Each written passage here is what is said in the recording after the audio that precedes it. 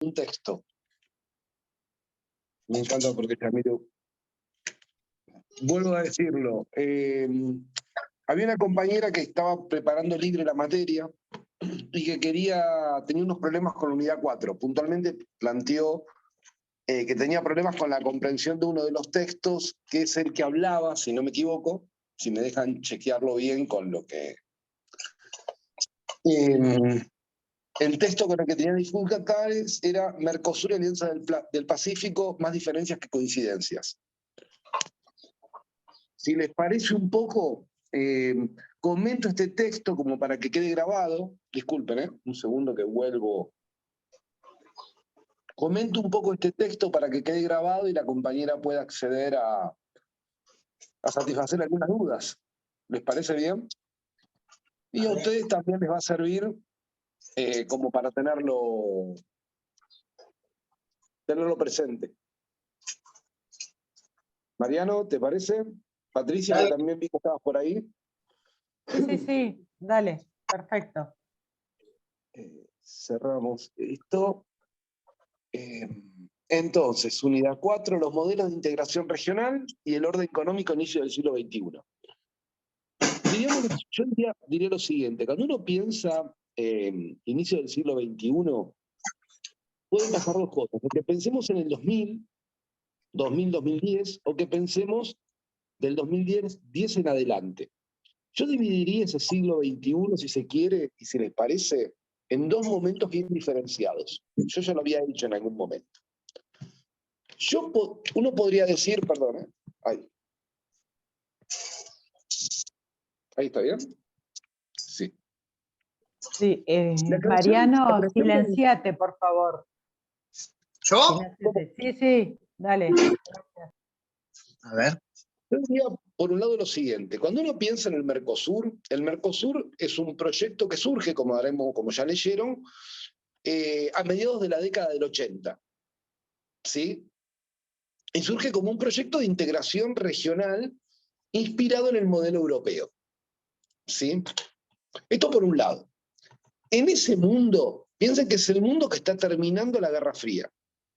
Y es el mundo que todavía no inició esa última oleada que llamamos globalizadora, que podemos decir que comienza sobre todo con el fin de la Guerra Fría, es decir, a partir de 1990. En ese contexto está el Mercosur. En ese contexto, en América Latina, la hegemonía económica, política y militar prácticamente era norteamericana. China, en aquel momento, todavía era un país comunista que no había emprendido esa serie de reformas que en realidad se van a dar sobre todo a partir del 2000, con la llegada de Xi Jinping al poder. Y para eso lean el texto que habla de esa transformación que se da en China. A partir del 2000, China comienza a ser una potencia que comienza a tener injerencia a nivel global.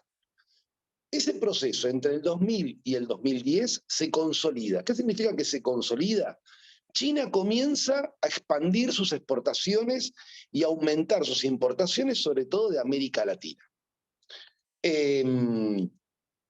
Por lo tanto, uno podría decir que entre el 2000 y el 2010 se da todo un proceso de puja por la distribución del poder, ¿sí?, en América Latina. ¿Quiénes participan de esa puja por el poder? Uno podría decir, tras el declive de la Unión Soviética, esa puja se da entre China y Estados Unidos. ¿Cuáles van a ser los mecanismos? En primer lugar, cuando uno piensa en América Latina, la región está liderada por dos países. Por un lado, México, en Centroamérica, y por otro lado, Brasil, en América del Sur. Estos son los países que lideran, si se quiere, el desarrollo industrial y el desarrollo en América Latina. Estados Unidos, desde temprano, tiene una alianza, fija una alianza en el marco de lo que fue el NAFTA, ¿sí?, una alianza comercial junto con Canadá y México. Por lo tanto, uno lo que ve, por un lado, un tratado de libre comercio que fortalece sobre todo el intercambio y el traslado de bienes y servicios entre la región de Estados Unidos, México y Canadá.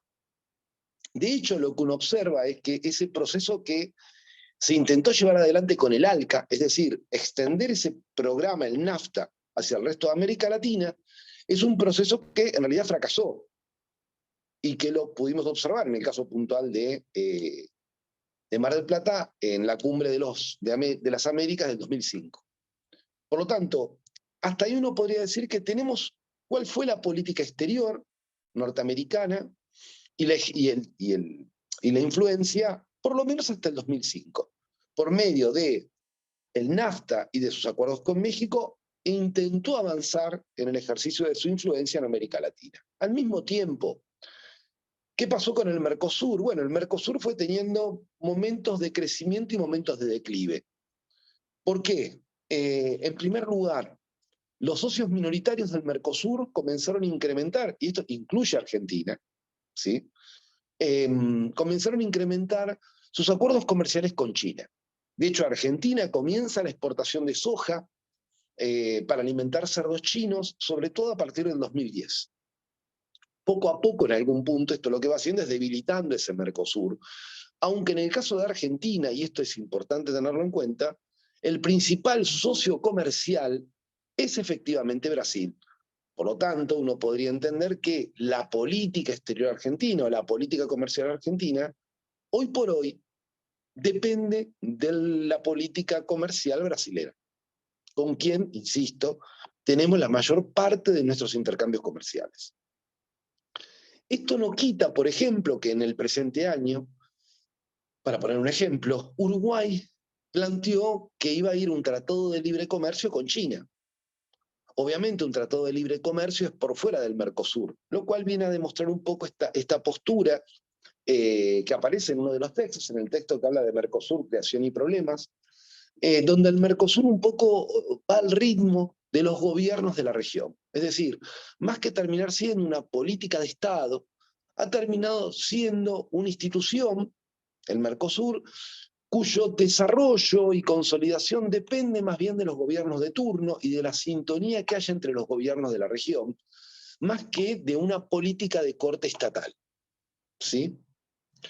Cuando hablamos de cómo se van dando entonces esas influencias, para resumir, la región parece ser hoy un centro de disputa entre, insisto, inversiones chinas e inversiones norteamericanas.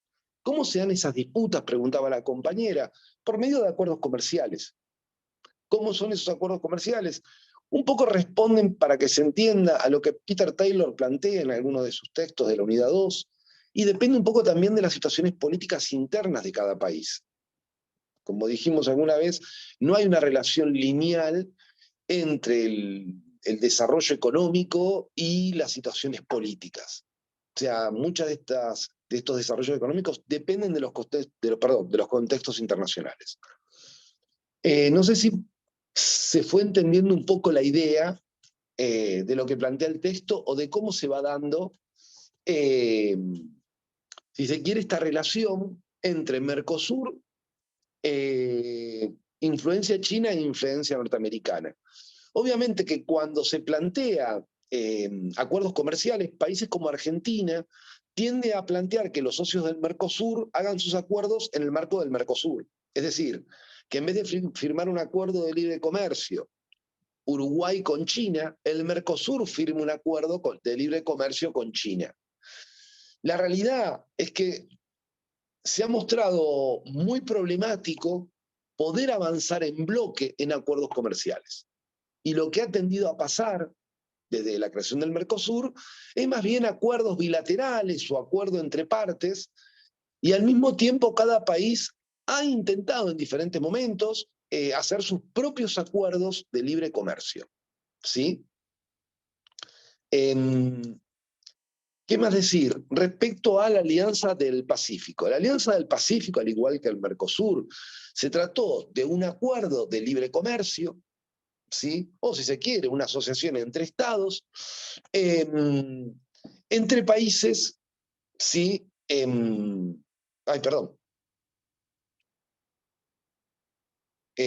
Entre países que formaban parte, de la zona del Pacífico. Estos países son sobre todo Chile, Colombia, Perú y México.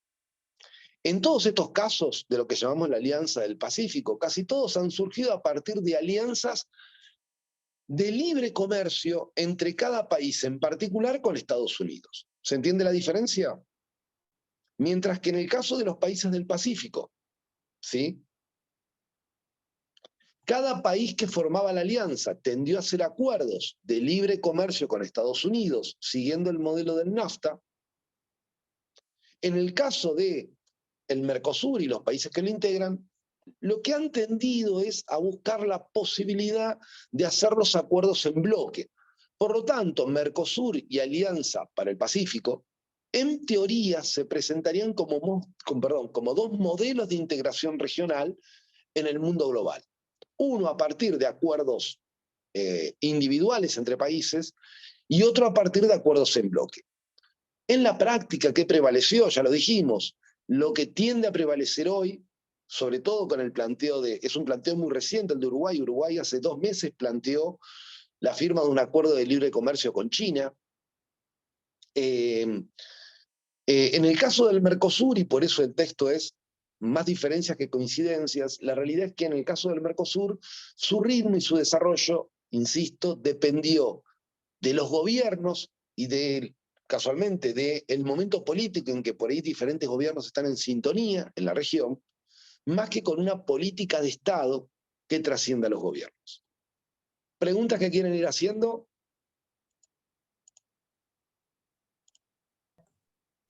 No, está claro.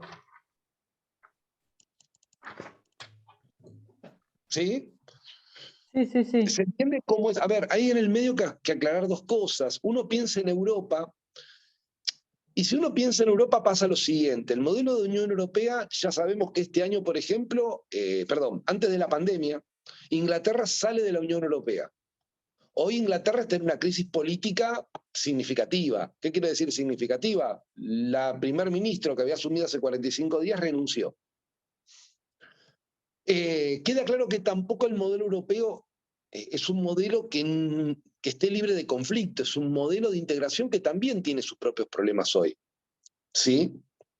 Dicho esto, lo que parecería ser claro, sintetizando, es que muchos de los países que hoy llamamos industriales, o del primer mundo, ¿sí? Ya no son países industriales. Ejemplo, Inglaterra. Inglaterra ya no es un país industrial.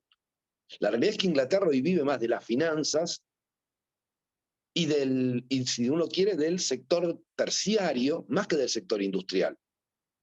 Y al mismo tiempo esta es una situación que se repite en Europa. O sea, Europa, en general, la mayor parte de su producto bruto no viene de la industria, viene de las finanzas. Es decir, viene de eso que en general llamamos economía de servicios. ¿Está bien hasta ahí? La realidad es que hoy la mayor parte de la producción industrial, hoy si se quiere, entrada a la segunda década del siglo XXI, la mayor parte de la producción industrial del mundo se concentra en lo que llamamos los BRICS. ¿Qué es BRICS? El grupo de los BRICS. Básicamente es Brasil, la India, China, Rusia,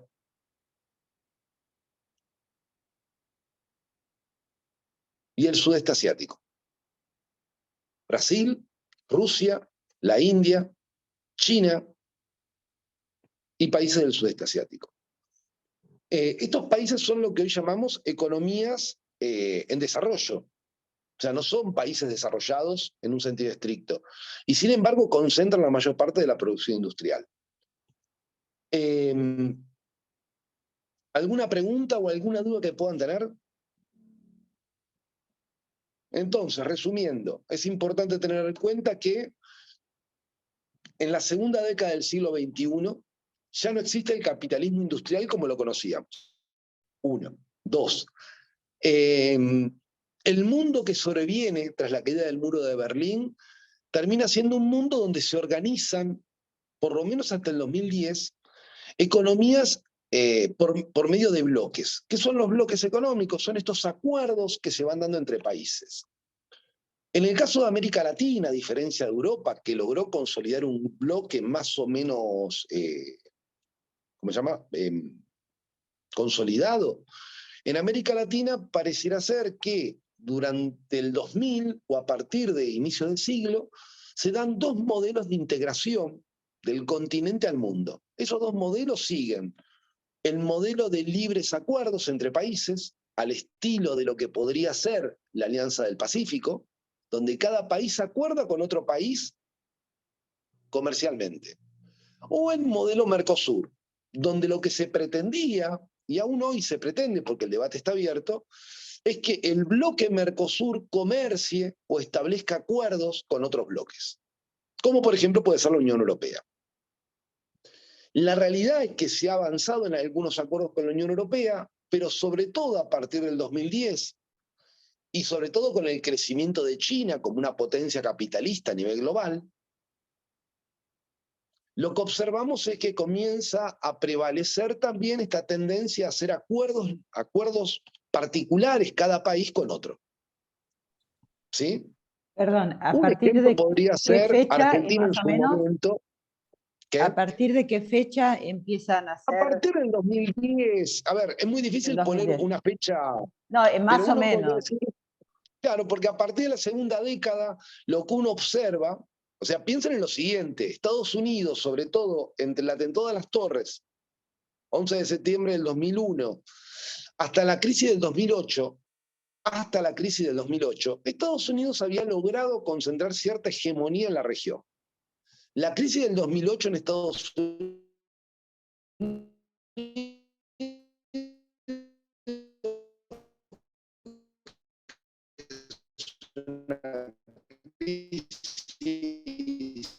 incremento de las inversiones directas chinas y del comercio, un incremento del comercio chino en América Latina.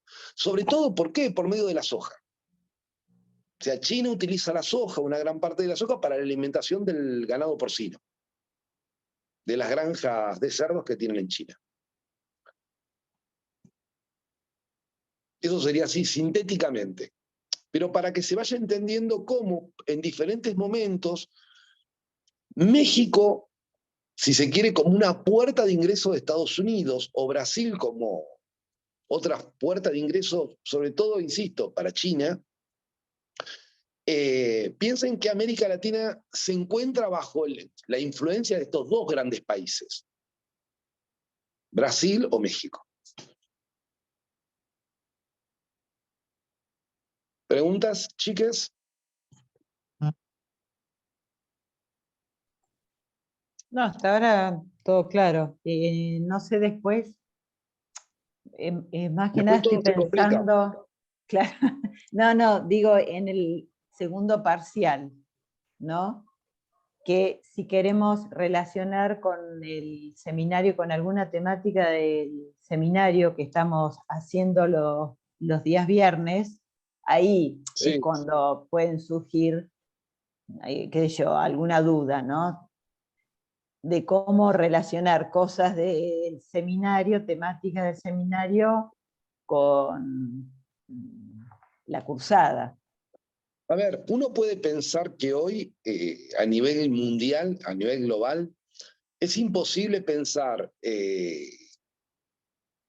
incluso cualquier política de Estado, ¿sí? Sin entender que cualquier financiamiento o cualquier intervención estatal, sea cual fuere, está en algún punto atada a los ciclos económicos. ¿Qué quiere decir está atada a los ciclos económicos? Lo que ha quedado claro es que América Latina, al menos, ¿sí? El crecimiento no se traduce en una mejor distribución del ingreso. O sea, lo que sucede con las etapas de crecimiento es que permite en todo caso ese crecimiento el acceso a bienes y servicios y a derechos a mayores capas de la población. O sea, cuanto más crece la economía, queda claro que mayores sectores son incorporados. Pero insisto, no es como resultado de la distribución, sino que es como resultado del crecimiento. No sé si se llega a entender esta afirmación. O sea, en América Latina los derechos sociales dependen del ciclo económico. Sería así, más fácil de decir. Cuando ese ciclo económico se expande, la economía crece, pareciera ser que la tendencia es que los derechos crecen. El Estado tiene más presencia y por lo tanto las personas acceden a mejores niveles de bienes y servicios. Cuando ese ciclo económico se contrae, y esto nadie puede decir que es responsabilidad de un gobierno, ¿por qué? Y porque en realidad la región está inserta en un contexto mundial que no depende de lo que haga cada gobierno. ¿Sí? Pero sí la distribución de la riqueza. Lo que pasa es que Porque esa distribución en el está mejor periodo que condicionada. tuvimos, en el mejor periodo que tuvimos no bajó el índice de pobreza. O al A menos ver, no bajó lo que debía a haber ver, bajado. volvemos a lo mismo. Cuando hablamos del deber, ya esto lo hemos hablado, hablamos de una dimensión que es el deber. Es como, debería ser. Lo que debería ser no es lo que es.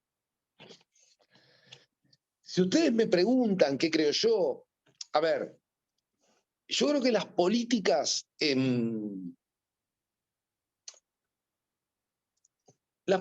no definen, sobre todo en países, insisto, en países que están en vías de desarrollo, las políticas no definen. ¿Por qué? Y porque las políticas dependen de contextos internacionales. Esto no quiere decir que yo no crea que haya responsabilidades políticas, sí que hay responsabilidades políticas. Pero insisto en esto, ¿hasta dónde puede un gobierno presionar o no presionar cuando el principio de propiedad privada es el principio sobre el que se organiza toda la economía? El debate no es menor igual, ¿eh? O sea, yo insisto, creo que dentro del estrecho marco que nos permite el capitalismo y las economías de mercado, los gobiernos tienen márgenes. Márgenes que siempre son relativos. No sé si se llega a entender esto. ¿Por qué digo que son relativos? Porque las decisiones que se toman acá no dependen específicamente o no tienen efectos nada más que en el país. Si se decide, por ejemplo, voy a poner un ejemplo así de sencillo, disminuir las exportaciones para que no falte la harina y esto no tenga efectos en el precio del pan, la realidad es que al disminuirse las exportaciones de trigo, nos va a quedar un saldo comercial negativo, que hay que financiarlo de algún modo. O disminuimos el intercambio de productos para que el saldo comercial no sea negativo, pero si disminuimos el intercambio de productos, la decisión política es en qué rama los disminuimos. ¿Importamos menos medicamentos? ¿Importamos menos piezas de automotriz? Si importo menos piezas de automotriz, es cierto, digo, el auto lo usa la gente que más tiene, pero el problema es que las fábricas de automóviles van a empezar a cerrar o van a disminuir la producción y van a dejar gente en la calle. ¿Se entiende que lo que quiero plantear? Cuando digo que no es lineal, no es lineal. Las economías modernas son economías con un nivel de complejidad tal que la teoría económica a veces cuesta, insisto, que sea aplicada. ¿Por qué? Porque cuando pensamos en la economía, piensen en instituciones sumamente complejas hoy.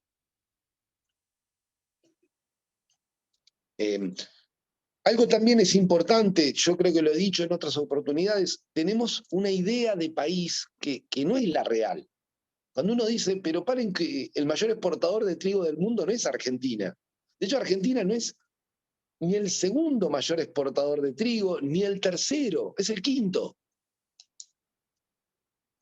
O sea, tiene más efectos en el precio del trigo a nivel global, la guerra de Ucrania, que la sequía en Argentina.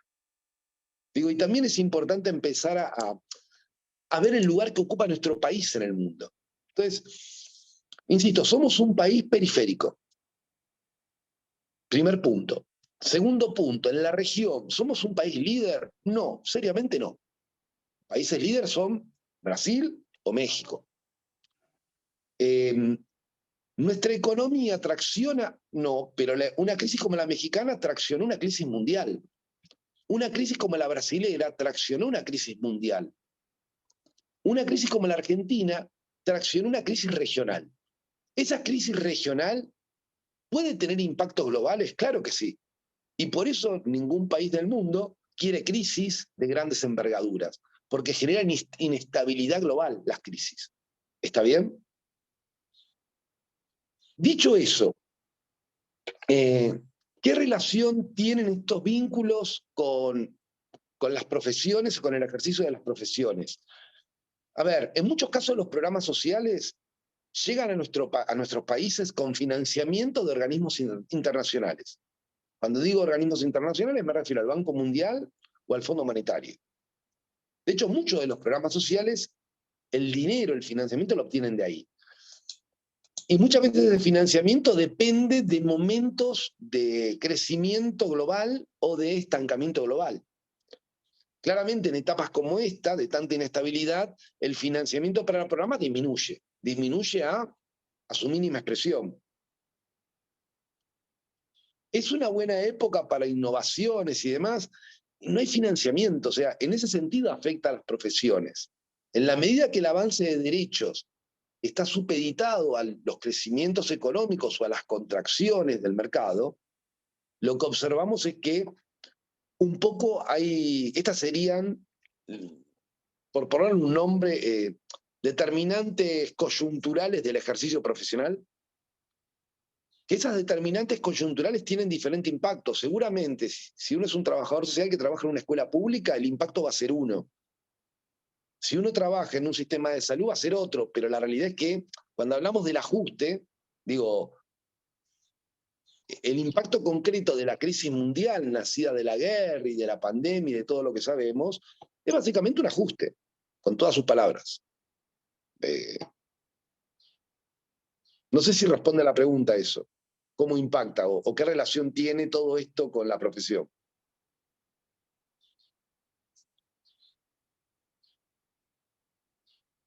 Chiques, no sé si Sí, Patricia puede ahí va responder. queriendo. Sí, me respondiste. Ahora entiendo el tema de relacionar estos textos con los seminarios. Ahora me quedó claro, de hecho me lo remarqué acá en amarillo y lo resalté, ¿no? Que el tema de los derechos sociales van de la mano con los ciclos económicos. O sea, ahí se puede relacionar absolutamente todo. Y piensen en lo Y, siguiente, cuando uno dice la época, el estado de bienestar en la Argentina. El estado de bienestar en la Argentina, más allá de ser un oxímoron, algo que no ha quedado, a mí no me queda muy claro que haya existido realmente, la realidad es que uno podría decir que eso que llamamos el peronismo o aquel modelo entre el 43 o el 46 y el 55, duró 10 años ese gobierno. Todo lo que vino después fue un retroceso de derechos, han dicho mucho. Por lo tanto, casi diríamos, si en 50 años fueron 10 años de avance y 40 de retroceso, la realidad es que no parece ser muy real el desarrollo de políticas universales en nuestro país. ¿Se entiende lo que quiero decir? O sea, más que existir una política universal, Argentina en particular, me da la impresión que ha sido, a diferencia de otros países, más bien un modelo muy híbrido. ¿Qué significa híbrido? Hemos tendido a que los derechos sociales se desarrollen por medio de un mix entre asociaciones estatales y privadas.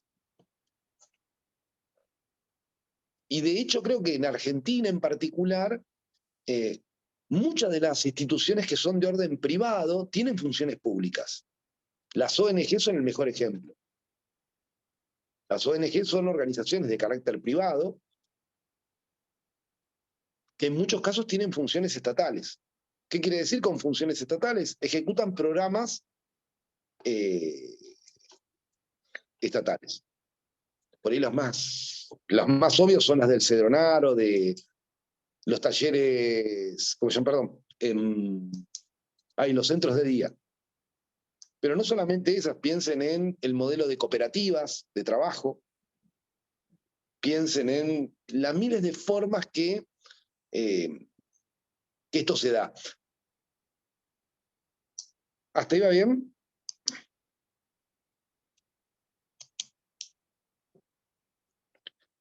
Si ustedes me preguntan, bueno, ¿y el Mercosur? ¿Cuál es el destino? Es muy difícil pensar cuál es el destino del Mercosur hoy. Como dijimos en varias oportunidades, uno podría pensar que ese eje geopolítico en algún punto está empezando un proceso de transición. ¿Sí? Lo que pasa que también es cierto que si uno piensa todos estos procesos como los veníamos hablando, la realidad es que la Guerra Fría duró ¿cuánto? Del 48 al 90. Fueron 30 años, no fue tanto. El periodo post-Guerra Fría, unos 10 años más, donde se generó toda una inestabilidad entre el 90 y el 2000. Luego un proceso que, digo, los procesos pareciera ser que, si uno los piensa, no duran tanto hoy. Son más bien transiciones que van dando de un punto a otro, no sé si queda claro, y que en última instancia no logran consolidar una hegemonía única. Quizás el error haya estado en pensar, sobre todo porque un poco la mirada que nosotros tenemos es la mirada de posguerra sobre América Latina todavía. ¿Qué quiero decir con la mirada de posguerra? Y un poco seguimos con la mirada posterior a la Segunda Guerra Mundial de qué es América Latina. Y la realidad es que América Latina ya no tiene nada que ver con esa América Latina de la posguerra.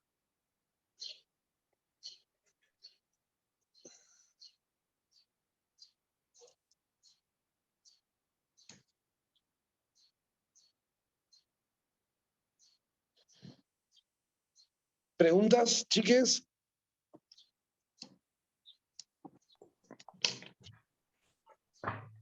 No, así una pregunta puntual, no, por lo menos yo no.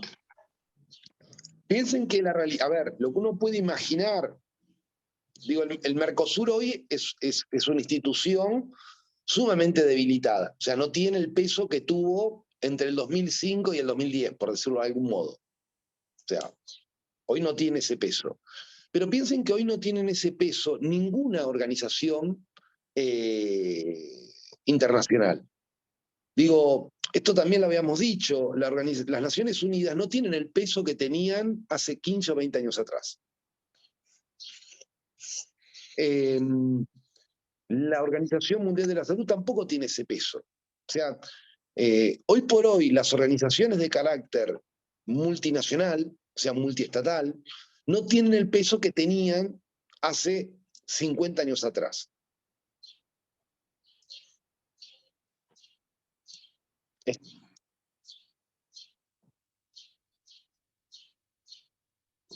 ¿Y esto por qué se da?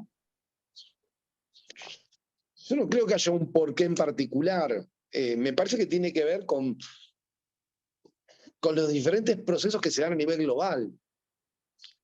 El error sería creer que el capitalismo o las economías de mercado son sistemas muy estables. Lo que sabemos es que somos sistemas muy inestables, donde la hegemonía es nada más que un momento de aparente estabilidad del sistema, pero la realidad es que permanentemente está en transformación el mundo. Digo el mundo, pero por mundo me refiero al sistema económico. Esto que habrán visto de modernidad líquida y demás, es eso mismo. O sea, Marx en esto era más práctico. Marx decía, el capitalismo revoluciona todo. Bauman lo dice en un sentido lo dice más poéticamente, pero está diciendo lo mismo. O sea, una modernidad líquida es un capitalismo que permanentemente está en transformación y que por lo tanto no deja nada en pie. Revoluciona, o sea, transforma incluso la misma idea de familia, y va permanentemente disolviendo todo en esas transformaciones. Entonces no queda nada estable.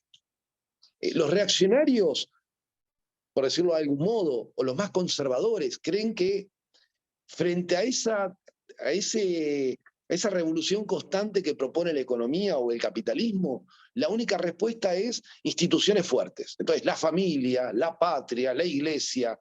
Entonces, si fortalecemos las instituciones, esto va a ser la salvaguarda de valores. Estas son posiciones conservadoras. ¿Se entiende hasta acá? ¿Por qué son conservadoras? Esto es un poco como yo entiendo el conservadurismo. Conservadores son los que miran para atrás y dicen, antes todo era mejor. La nostalgia, voy a decir una frase que digo muy en privado, que es, la nostalgia es fascista. Y el fascismo